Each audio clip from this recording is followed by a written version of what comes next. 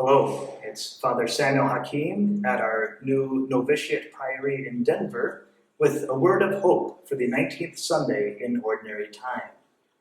Well, today, August 8th, we Dominicans celebrate the solemnity of our Holy Father, Dominic. His story, his life, and his sainthood are important for us today.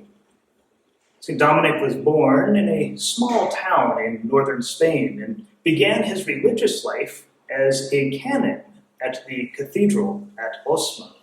Now, canons are more or less monastic, living a life of prayer instead of off in a monastery, there at the cathedral in the center of the city. Dominic lived his life there, a very contemplative mode of existence, and all was fine until he was called by the bishop, Diego, to go on a mission to arrange a marriage and unite two kingdoms. It was in southern France, in the area of Toulouse, that Dominic came face to face with the troubles of the world. See, in that area, there was a heresy, Albigensianism, which had sort of run rampant. Very dangerous heresy with a pessimistic view of creation and especially the human person. He came face to face with clergy who were uneducated and unable to really combat this heresy through preaching and teaching. Not only uneducated, but many of the clergy were living quite scandalous lives, falling into sinfulness and disregarding their mission of the care of souls. Now, it must have been tempting for Dominic to run back to that safe existence in the cathedral, living his life of prayer and contemplation and just sort of hunkering down. But instead, inspired by the Holy Spirit, he founds the Order of Preachers. Out of zeal for the care and salvation of souls and the mission of preaching, he knew that something had to be done for these people who had gone astray.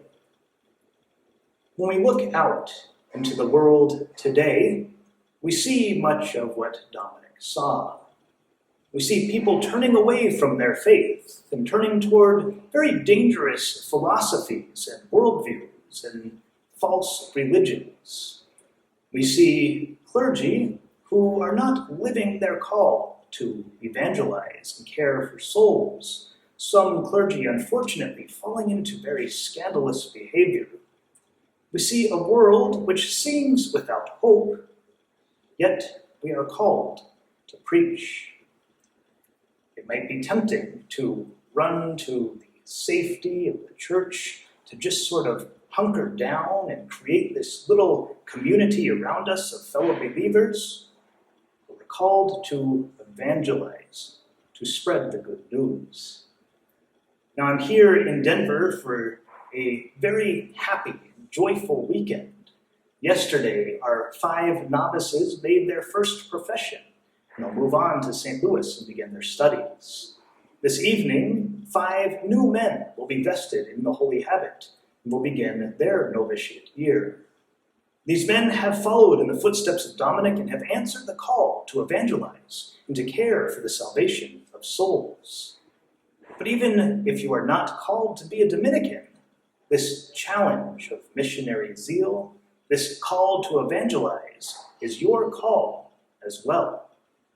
It's what it means to be a Christian, to be a Catholic, to be in relationship with Jesus Christ, and to share his gospel with those who need to hear it.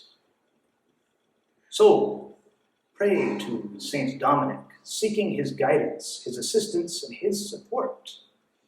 Who is in need around you today? What message has God given you to share with others? Ask, as Dominic did, "My Lord, my mercy, what will become of sinners?"